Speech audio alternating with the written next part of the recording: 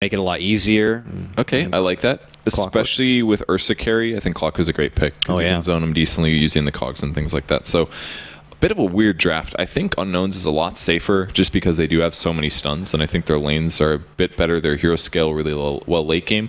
But the Clock pick is fantastic here because, yeah, can definitely solo kill Witch Doctor or Lion, and it also creates a lot of zoning pressure for the Spirit Breaker and Ursa. If they didn't have a Clockwork, I would be like eHug loss for sure. But with the Clock, I feel like they're in an okay spot. Really depends on how well the supports do on eHug. That's really the important part here, because Shadow Fiend's going to do fine, but they do have to deal with Lion and Witch Doctor ganks. Yeah. It's all about the rotations. Which team is going to rotate better, I think, is what's happening.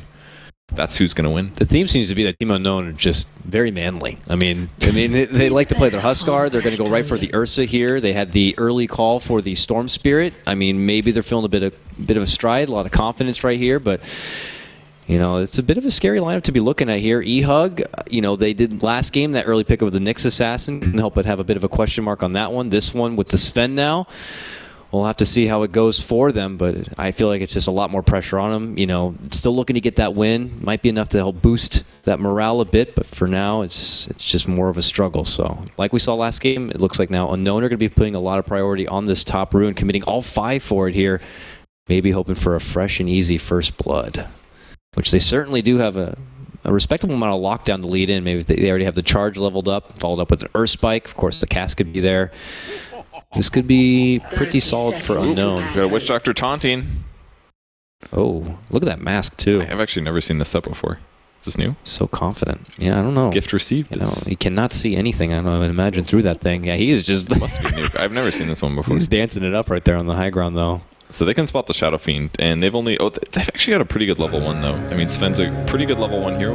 It's going to cost him a mango to stun, though. They're going to spot the Storm Spirit. Oh, he goes high ground. Here comes the charge. Oh. It's only going to stun Shadow Fiend, though. He gets lifted first, and a little bit of nuke on him. Great stun, Earth Spike by Lion. Justin's in trouble. Great bounce. Bounce twice on the Shadow Fiend. He's getting low. That should be his death. Oh. Shadow Fiend goes down, and they did not get the bounty rune. Double bounty rune to the raiding team, and they got first blood. And Shadow Fiend doesn't have money for a TP scroll. Never mind. TP scroll down. Thank God they had money for that. If they didn't have money, he would have been so screwed. That costs MJW 100 gold to start his offlane. So that's a pretty big loss there for Shadow Fiend. And he also skilled raise, so he is going to do that on purpose. Yeah, he is going to get some CS out of this. At least it's a strategy that some SFs do, so maybe he did do this on purpose. But that was ideal for Unknown. They started off with a Spirit Breaker doing a bad charge, but it was a bad charge on purpose, because then what did eHug do? They used all of the stuns on the Spirit Breaker. There's 5 armor and Stout Shield. It's great for them. So charge comes on the Mage now, and he's being right-clicked. Z-Talk holding onto the cast, and throw it out as he gets closer to the wave. Now will it bounce the circle? Oh, and back! What the hell is with the RNG here? Now do they have enough to bring him down? They don't. Almost. But man, he gets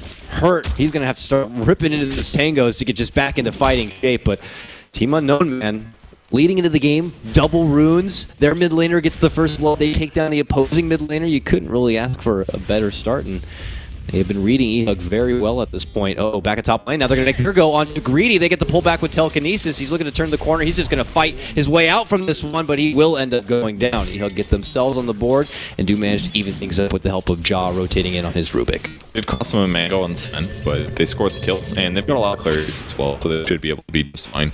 And his mana pullback. Still level 1 on Spirit Breaker. That's actually pretty rough. I mean, he needs 2 to have the charging bash as he passes through people. So until it's 2, things get a little harder here. And there's the clarity. That'll be Sven's mana for the next stun, and they're going to start to do some stacking. Definitely something they have to do. Stacking is really important this game.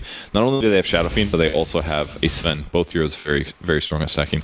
But I wish Blood United was going for the double stack here. It's a little dangerous, and sometimes you can mess it up. But you can definitely stack both the medium camp as well as the Lord Pool. You have to do it through this like little gap, and then they're like this way and shit. But at least he's got the one stacked a little bit, at least for now. So yeah, something to fall back on for Justin to work with to raise his way back into the game. The nice thing is Clockwork kind of had some really XP boosts here. Looks like he's been forced to step back. Probably wanted to scout out the bottom rune, but now he's made his return.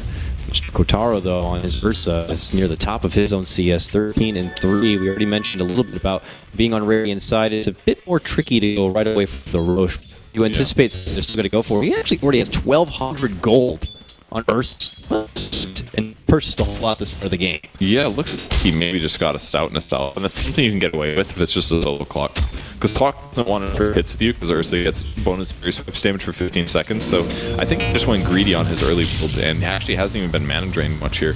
Just MGW not getting any mana drain or anything going. So pretty good lane for Ursa basically. It was fine for the supports to rotate and move around because they did have that advantageous 1v1 matchup. Do you think he's going to go right for the Vlad then early, or maybe a Blink Dagger if he wants to get more engaged? This is a Blink game, I think, because they've got a Rubik lift. But other than that, it's just so fight going on top. Lift on the Spirit Breaker. He already did charge though, so I feel like a Blink is going to be the way to go.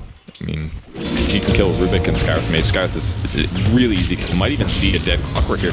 He's gone. Oh, it doesn't get the overpower off in time. And now Chase bonus damage from the shot. And no! He tried to man up there, but barely. Bloody Nine just in the bloody nick of time to get there and help out. That was the silence. Yeah, Bloody Nine made that gank happen. If he didn't silence him there, I'm sure the Ursa was like, I'm going to get him kind of low, and then when I think he's going to die to the overpower, then that's when I use overpower. And what good timing, too. Excel was working with a pull, I believe, at the same time or something, just was not close enough to be helping out, and Ursa was at his lonesome. He makes his return, but he does lose a little bit of that huge lump sum of money he's had. So with that, he'll just have to go back into the grind here, and they got to be on the watch out here for Bloody Nine, who's still floating around here.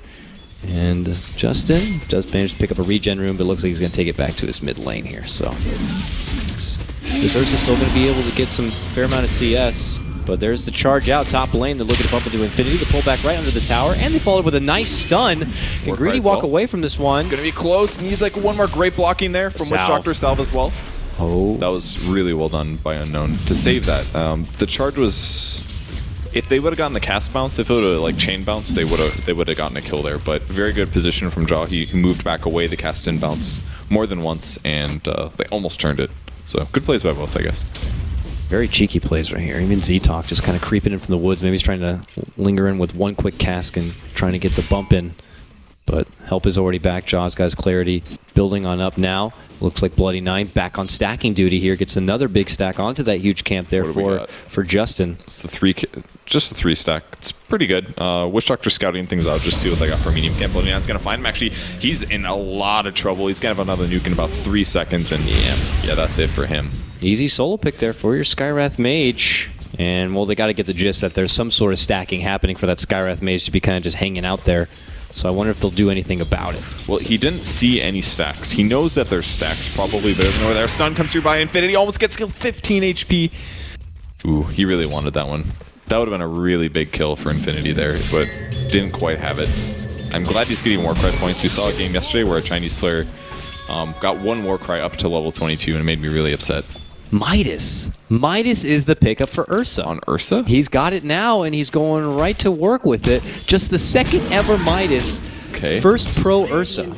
Well, one really good thing about the Midas is that it allows him to just jungle AFK, and the attack speed's actually really good because most Ursas never buy attack speed, right? So they rely almost entirely on overpower to get their attack speed, and it results in low farm over time. Obviously, you get good burst against heroes and stuff. But bottom lane, they're going for line right now. They got the new Cordial. Arcane Rocket is going to be enough. They're going to clean it out, and Bloody Nine now on a killing spree, looking to make up for that Lina in the last game. They're off to a good start. Yeah, like the couple kills is really big here. Might see a gank mid. There comes the charge. He's got an invis rune though. Do they have any detection? They actually don't. There's no way this will work, right? Nope. Well, they will pop it. They got the vision for a little bit of time, but they have the dust. They do. Oh man! Now Bloody Nine back, try to be that saving grace again. Gets the silence off. And Jedi becomes great raise. Nice jump in. Also from your Clockwork to help on out. Ends up being a 1-for-1 trade, but it's the Shadow Fiend down in exchange for the Witch Doctor. But they got a kill at least. I can't imagine they're too upset about that, considering what it could have been. Another stack comes through. And it will be not successful, actually. They're mispulling a little bit here. They could have an extra stack or two. Should be going north, yeah. That way, that's the better way, yeah. The left barrier is somewhere around there, so it's pretty tough. Unless you go directly left. You either need to go directly left or directly up. It's the only way. Yeah, we just draw. That's like the box area right there, but I know support 101, usually by that point you want to be going, much more up to the north. Yeah, I feel like their stacking could have been a little bit more efficient here. Small stacks like that are a big deal, especially with an SF. Like, he's going to kill at the same speed no matter how many stacks there are, so if you do end up missing stacks, it's a big loss. So a couple neutral camp or two, that's like a half a level or 100 and some gold. Big deal. Is it looking like this is going to be another game where he just needs to go right forward for that mech, or maybe a stop off for the Yules along the way? I think mech's really good idea when you're against an Ursa, since he does do mostly physical damage. So he's TPing into the bot lane. Is he flying a smoke out? No, I think he's going back to farming. I think he's actually just AFK farming with the Midas. This seems like something that he's done in his pubs that seem to work out really well, and he's like, let's do it here. You know, kind of the same sense where EG pulled out the jungling Coddle in their matchup against Cloud9. Oh, top lane, they're making it go into greedy. Stormhammer leads it on out, plus they got the Arcane Bolt. Z-Talk looking to help out with the cast, but doesn't quite stop him. They're still charging it. Nice raise snipe, and they might be able to follow up with another here. Infinity, one more second. He's got the secondary stun. Doesn't even need it. Gets the chop down kill. Oh, rotation in from Excel. Now he could be the one in trouble. They want this sweet, delicious kill to make it 3 all day. Oh, great stun. The illusion. The illusion, get the last it's faster. Go. More.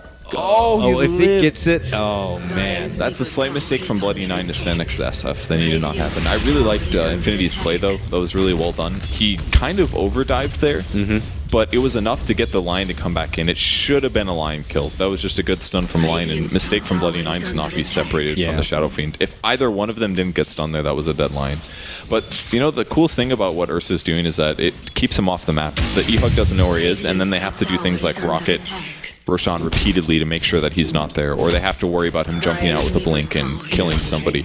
So, and it also gave Lion a lot of levels, or a lot of gold in his lane. He's got up to 1,000 gold. He's going to get ganked soon, though, and this is going to be a smoke. If they can hookshot him with the silence and the bonus magic damage, he should die, but he just shifted in the jungle.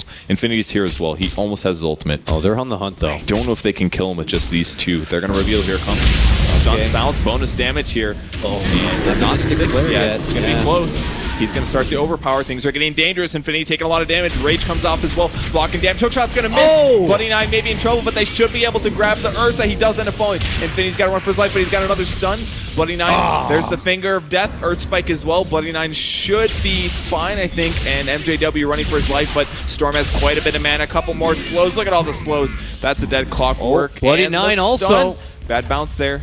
Oh, he's trying to clarity up for anything he can get, but they don't have enough to follow up with a new stun or any sort of nuke damage. So Bloody9 will be able to barely make it away, but when the dust settles, it does end up being a 2-for-1 trade on eHug, making that committed dive into the woods to take down the Ursa. They really needed they needed 3 heroes to start that fight. If it was Clock with Skye and Sven, it would have been good. If Skye was 6, it would have been good, but their damage was just not bursty enough. They can't really rely on Sven auto-attacking like 4 times. It's just too dangerous versus an Ursa, so maybe should have waited here at the entrance to the jungle till the creep wave pushed up, and then Clockwork could sneak in. Was the only way they could. They couldn't just run the Clockwork past, so it would have been maybe a little too obvious. So I just slightly poor planned gank there, I think. Back we go. Really have yet to see the Storm Spirit go off the rails and try to maybe find some solo pickoffs himself. He is now level 9. 3-0-1. He's doing well, man. I mean, the kills seem to kind of come to him almost, or he just has to kind of navigate a bit off from the mid lane to help out when needed. But it seems to be working for now. He's going to be going right for the Bloodstone, looking to accelerate that farm quite a bit. Certainly don't front him on that. And with that, looks like, okay, Greedy's going to be busting his way through. Yeah, but they'll probably have to cancel it here. They are not going to spot it with the rocket. Oh, he cancels. He could actually... Did they see it with the rocket? They did. They did? That's a dead hero. Man. Got sick. Oh, the cogs, no! This is just the blunders all over the place here from both sides. Now he's stuck on one side, MJW on the other here. He's gonna bump him and charge him on one side. Oh, he charged back again. MJW is still here. I don't know why he charged him. He's gonna TP. I guess that's it. He's gonna make it out. The short range, look at this TP. Look at that value. It's like a blink dagger for 100 gold. He really shouldn't have cogged there. It's a little too dangerous. It sometimes pushes people away. There's no reason to cog there at all. Oh, Bloody9's going to catch out the charge. They're going to make the jump. There's the ball lightning on forward. Oh, can they get it quite yet? Justin looking to go for the race. Not going to get it there, though. And the silence on Storm Spirit's going to help finish him off. Can they catch him before he TP's out? They can't. Oh my gosh. They can't. So close.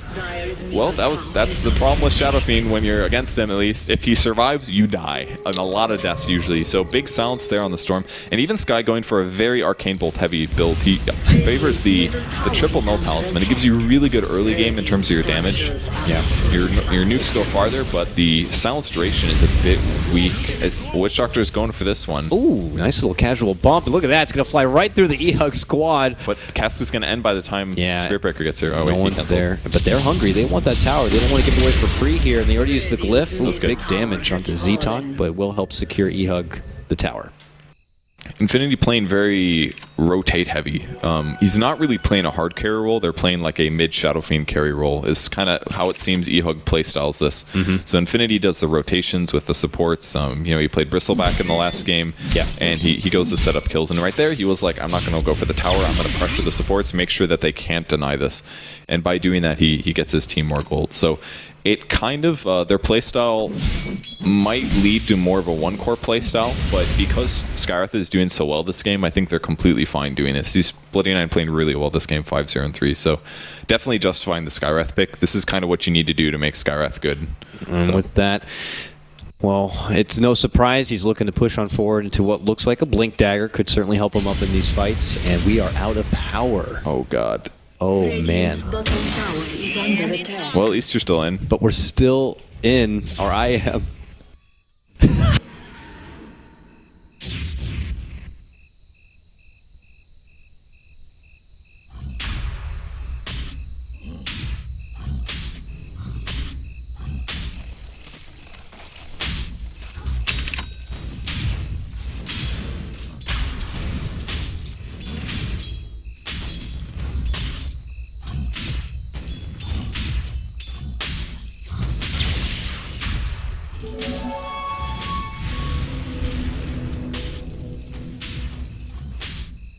Dire's top tower is under attack.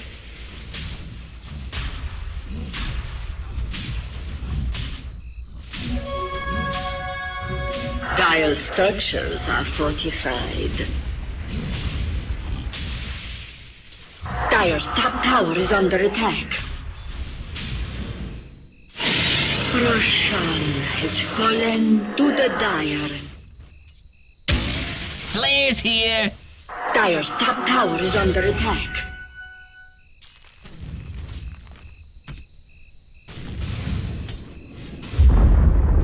Dire's top tower has fallen.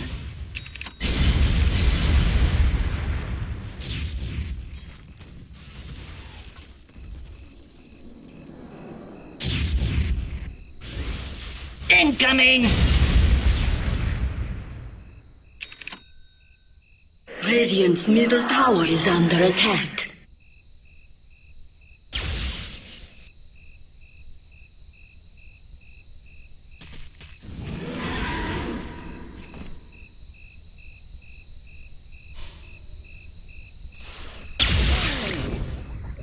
Radiant's bottom tower is under attack.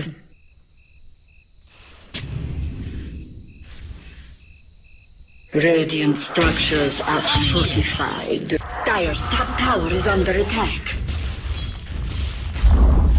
Radiant's bottom tower has fallen. Dire's middle tower is under attack. Unstoppable.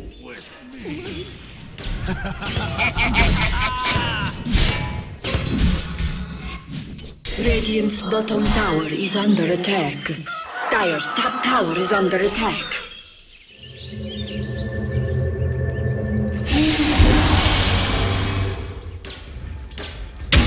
Do it with flair. Radiant's bottom tower is under attack.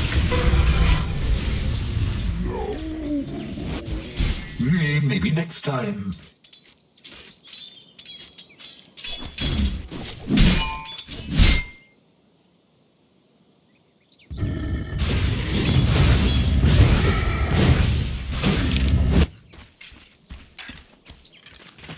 Oh, look at it go!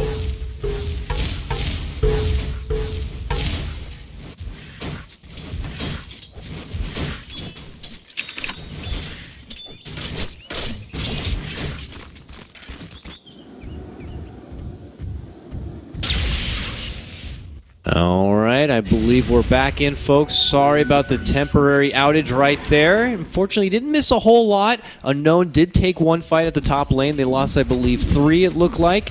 And eHug are still in strong shape now, pulling ahead 12-5. Yeah, Bloody9 playing really well. Hasn't died quite yet here. It looks like we're going to see Sven die. I do not have in-game audio, by the way.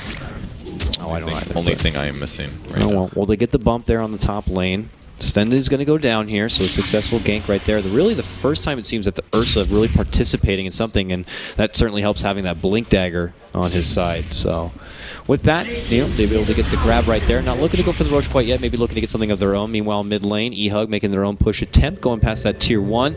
But quickly Unknown pull all hands on deck to help thwart them, and it looks like they're going to head their way out. But there's the charge. It's charging on through. It's going to connect onto Justin here. He's going to get bumped back. They get their own charge onto him. Hits the 2. Ooh! Fortunately, that Bloody 9 drop down from the Mystic Flare. Not going to be off the mark, but look at the cask. Look at the Death Ward. Look at the damage! Z-Talk puts in his work. It's going to help out in taking down that first Aegis life, and MJW going to get slashed apart right now with Mr. Kataro moving on in. Requiem on the birth, and unfortunately it's not going to be a whole lot of damage. Tries to go for the snipe onto Mr. Kanoa, but he's going to walk away, and everyone says, we got to go. Unknown are able to leave this fight with a 4-for-1 trade. Just a little bit too greedy a play there by eHug. The Rubik went for the charge rather than going for the lift, and he ended up getting stunned on the way through, which meant his hero really didn't do a whole lot. So that was the unstoppable streak going away for Skywrath Mage. He ended up buying a Dag on this game. I actually like this purchase because he did have so many null talismans and naturally builds into it. And against a Storm, especially if you have something like Ancient Seal, it's leveraging your damage a lot higher. So they have pretty decent nuke heroes. It's a good way to try to burst him down in the small amount of time that you do have to kill him if you are stun weak. So Rubik steals Maledict. He put the Dagon on that. Hell yeah. Yeah, that'd be pretty cool. I'm into that. Another charge going top. Okay. It's going to cancel though. Yeah. So Infinity having a bit of a tough game. His net worth is not very high, but he did go for a drum build. His biggest threat is definitely going to be the Ursa here, but as they do get more and more Warcry levels, he'll be a little safer. Yeah, I do fear for the way that they're going to be able to dish out all the raw damage from a Sven. I don't know what they really have to lock down aside from a telekinesis maybe in his own little stun to keep him in place. And if they go into a man fight, Ursa's certainly going to get the better deal. And it looks like Ursa is going to be going for a BKB here, the Mythal Hammer grab. Could be a Desolator as well, because Furious Hooks is no longer an orb, and it all does physical damage. So if you subtract 7 armor on top of that, then you're hitting even harder. So definitely a possibility. Blink Dagger's long done online here. Almost got his Tranquil Boots as well. And maybe another fight developing mid, but there's a BKB, a DD, and a mech on Shadowfiend. Justin again having some huge net worth. Hookshot comes in on the Storm Sphere, but he's going to cargo back. Luther sounds great initiation from MJW. They're going to try to pick off Storm, but they're not going to be able to do Bloody 9 trying to overextend, but gets the Dagon on before he dies, and his ultimate as well, but that might not be enough. A slow on Spirit Breaker as well, and they're just going to get a line for this. Not quite what they wanted there. That was very close. Good initiation. Yeah. Good execution, but it just caused them to charge right into the enemy team. And they're going in. Rubik's in trouble. Gets lifted. He had a great spell too. Great enrage as well to stop the damage output for a second. MJW running for his life, but the big hits on Ursa. Now Ursa's got to be really careful. But no slows, no hook shot for 20, and he's going to be able to get away. Yep. Oh, man. This will start from a very nice setup from eHug here. Ooh, TP. He will make it out just fine. But yeah. Nice jump in coming out. MJW is able to bump him back into the silence, but unfortunately they just couldn't get themselves on top of the hill. Maybe a bit of a lack of vision, being nighttime and all. They couldn't push on forward. Plus you had Greedy, the Spirit Breaker right there to kind of act as that line breaker. Pushes them on back, and then it gets a bit hectic right there. Ursa's able to jump past those front lines and gets his own bit of a kill. So not really coming too easy there for eHug, even after that nice start. Really rough that Rubik ended up dying there. He had Impale as a spell, and that easily allows him to deal with the Storm Spirit, because that gives him almost 5 seconds to disable, plus extra nuke. So really unfortunate for him that the Ursa picked him up. There's the ball all the way in the mid lane. Bloody 9 gets killed very, very easily. Definitely overly aggressive here. I feel like Bloody 9 is more of a core player. He's kind of playing his supports like a core. Like, if we looked at what happened last game, he got behind and it seemed like he didn't really know what to do because he couldn't just farm a lane. This game, he got really far ahead and is doing really well at that, but now he's doing things that are maybe a little bit too overly aggressive, crossing the river by himself to try to get a solo kill on a support. Like, yeah, he maybe could have, but if any other hero was there, he just dies. Blink Dagger on Infinity, throws the stun, it gets dodged very, very easily, and they will deny the mid tower. Bloody 9 is their most recent addition, and normally he's notable for playing a lot of offlane, but you already have Mikey J. White, who's been their offlaner for the longest time, and a good offlaner at that, but you know, you could be right. It's very uncharacteristic for him. Strong start, but you got to remember you're a Skywrath Mage after all. You're very freaking frail. So especially against versus a Storm and an Ursa, like especially the Ursa. If Ursa jumps on you, you die no matter what. Yeah, 9-10 life. You know, a quick level 2 finger, and you're in trouble. Yep. So it is actually going to be a BKB on Ursa. You're right about that one.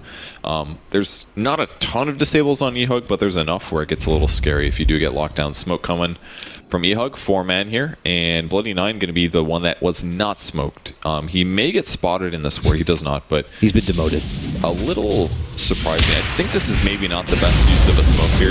They'll probably kill the Spirit Breaker, very likely. Yeah. But they didn't really need to do that. He was farming pretty far out. He could have just walked in. Hookshot another hero, grabbing the Witch Doctor. All right, things are worth it. Hey, here comes your jaw charge. You're going to bump in for the KS. Nicely done there, Rubik. So they make it a twofer. Not too shabby. Good grab, good lead in, good eyes, and of course, good hook shot there coming out from Mikey G. White. I think I would have liked to see him steal Cask, though. Blinking towards the Storm. Again, they're going for it. He's going to be able to get away, though. John, that's not safe. Yeah. Run away. It's a 2-second stun if they can connect it, but I think the Cask would have been a bit safer, even against the Storm.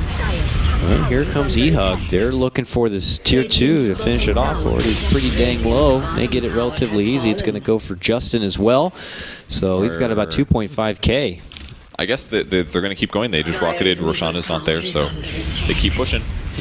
They're trying to split push. Unknown's working down the mid and top lane, but it's not stopping eHug quite yet. And actually, as I say that, it looks like they are going to be making the call to pull back. They have no mana. Shadow Fiend only has 60. He has a 15 charge. He has to mech, and he has to ulti, and possibly raise multiple times.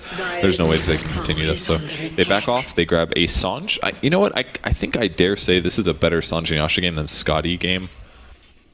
Why do you dare say that? It's kind of a similar item, right? The item is very similar, except the main difference is that Scotty's more stats and Sanjayasha's big movement speed. The charge comes through. It's going to be on Shadow Fiend. He's got a BKB and a DD, though I don't think... well, if Justin dies right here, this is pretty bad, but there it is, BKB, DD. Look at the damage he's taking. He's just getting blown up with the Enrage. He's doing so much. What a man! He ends up getting him. Sky comes in, but... Oh, there's a lit on top of the stun, but no sound for 3 seconds. They almost get him. Yule's close in the air. Can they have the nuke of silence? No, he's jumping behind. He's going to try to cut him.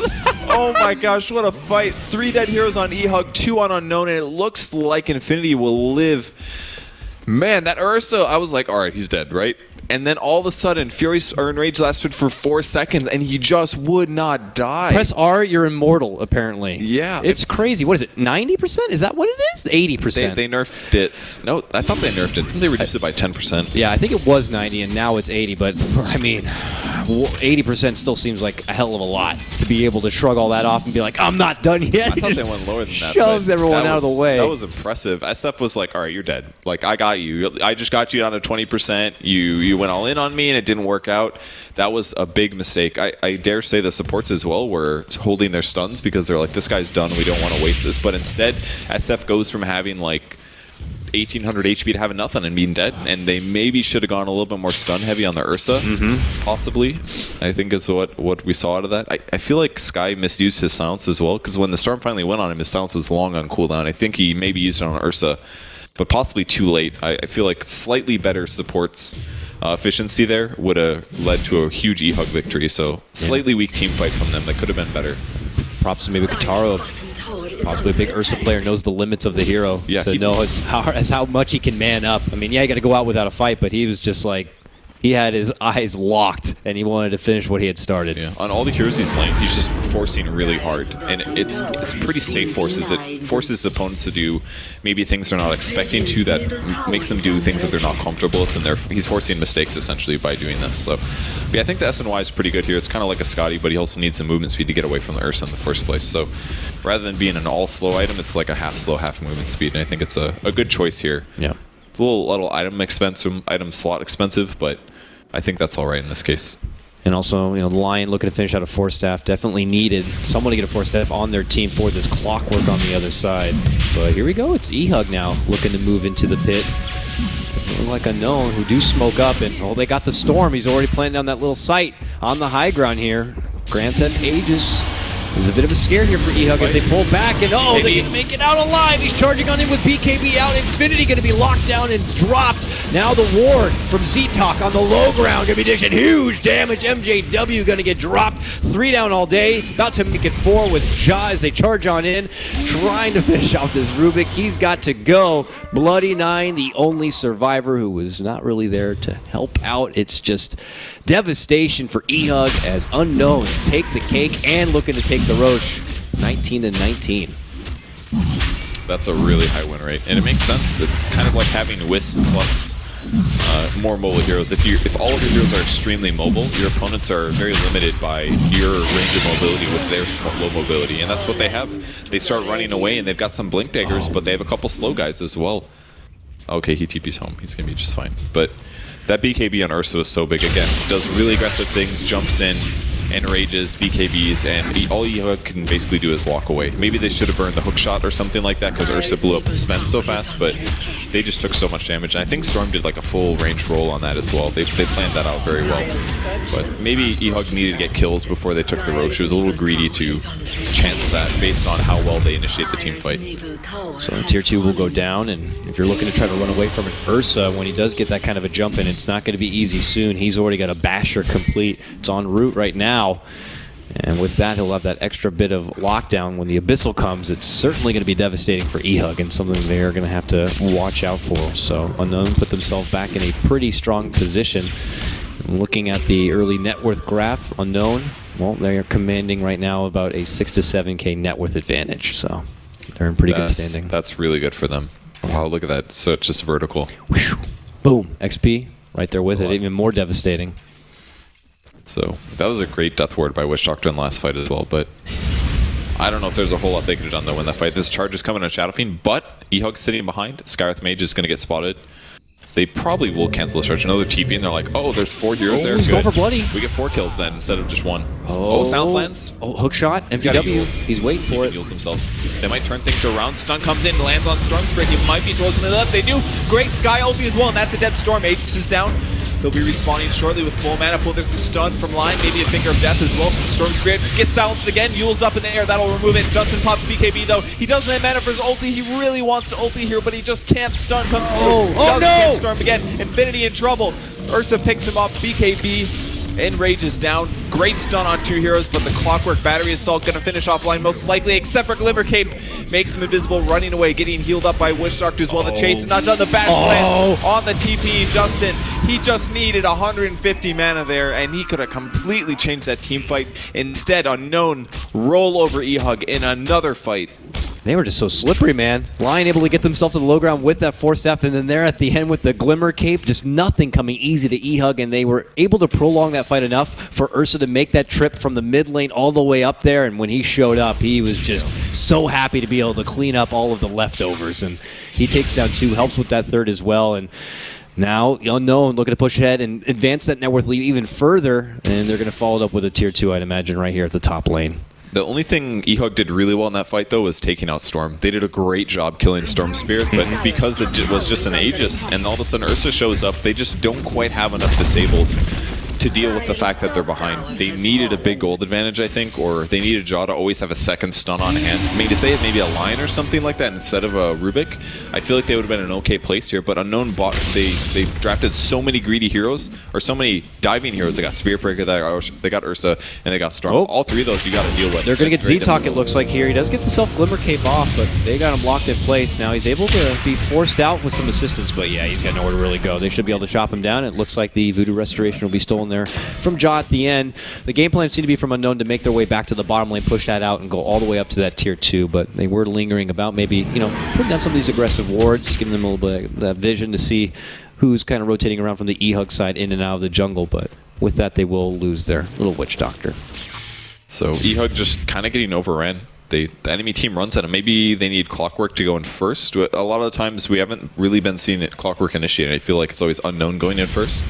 Maybe if you can have Clockwork going first, disable Blink Daggers for Ursa, at least it delays him being able to initiate. Get some cogs down to stop the Spear Breaker as well. I feel like there's ways that they could counteract what Unknown is doing for initiations, but their wards are maybe not the best. I feel like these are very defensive wards. They're not really spotting movement of Unknown very much. I mean, the bot one is obviously for Roshan, but the top one protects their jungles. I feel like their warding is maybe not in the best spots. Like, if you compare it to what Unknown's got, look at their places. They're spotting where eHug is, they can see where their heroes are, they can initiate and farm heroes farming in the jungle, whereas these places are not places where people are standing a lot of time. You're not going to like see them standing around and get to initiate in the river. Nobody stands there, you know? So it's going to spot some rotations and give them some Roche advantage, but in terms of like starting in a team fight, the wards aren't very good for that. Well, they are able to scrape together a gem, it looks like, for eHug here. Bloody9 might be picking it up. He's the one that did purchase it here, but they'll need to be able to get it out. But yeah, they're moving in. Infinity, though, gets himself back into the baseline. But eHug, if they want to be able to reclaim some of this jungle to farm and some of this lane aggression, they're going to need to get that gem out there and deward this bit of aggression. But already, here comes Team Unknown from the south side, looking to knock on this tier 2. And okay, they could get a quick and easy pick here. It looks like they will. Good quick grab. Good spot. That was the gem pickup. That helped a lot, actually. The grabs the line behind the tower. They should be able to get this observer board in a second once they retain control of outside, but they've got to be a little careful. Almost a stun. BKB gets used, needs a Warcry, gets a Warcry out, but he's still taking so much damage. Force step. Storm Spear comes through. Shiva's on everybody, and the AoE damage is just coming out. And again, eHug running for their life. Still no hook shot from MJW. Triple kill for Kataro already. Make it possibly an Ultra here if he's able to slash down Jaw. No, but still a slaughter nonetheless, making a 5-man wipe. And there's the Ultra from Kataro, the Beast Man, able to just clear out. No mercy. He just jumped on Sven and made him look like a little scared baby. In the past, like pre-enrage change, I feel like Ursa would have been good there, but not amazing. But with the new enrage change, that was amazing. That was through Warcry. He had 20 extra armor during that, and he still got blown up. Obviously, his net worth is much less than what Ursa is dealing with, but that was impressive. And again, same situation happens. Unknown runs over eHug. They don't counter-initiate. I feel like we really need to see MJW initiate to at least stop the charge coming or something. I don't know. But they can't stop Stormsphere from going in, that's for sure. He just Shivas and balls in. Everybody's slowed and flustered and like, what the hell do I do at this point? It's really tough. They can't even rely on silencing the Storm and bursting him down anymore because he has the Eul. So once he becomes survivable against the picks that eHug has, there are other carries that just keep running. Can't get stopped. Hookshot goes in. They're going to grab Storm Spirit, gets thrown in the air. There's a stun on him, lifted, follow-up, and almost a kill, but Dust gets used, but Glimmer Cave keeps him alive. He's going to be able to live now. Infinity in trouble. Ursa's going after him. He does have Enrage in just a moment, but MJW gets blown up in 4 hits with 1 basher. Look at the damage. Hitting for 465. That's got to be good game, surely. And there it is. eHug getting 2-0'd again for their second set here. Rough games for them and nicely played by Unknown. They just really good picks. They played really aggressive. They forced errors from their opponents. And even when they were behind sometimes, they just continued to take fights and get slightly more advantageous trades than eHug did. Just aggressive, man. Really it felt like, yeah, even if like they were being taken advantage of. The start of this game looked very good for eHug, but that didn't seem to phase them at all. They're just like, nope, we're not stopping. We're going ruthless here. Their Ursa pick seems a bit questionable. Then he leads into a Midas, and this is something we've never seen, but he's persistent. He goes through his farm, and then he gets his Blink Dagger, and then it's no holds barred. He goes crazy. It was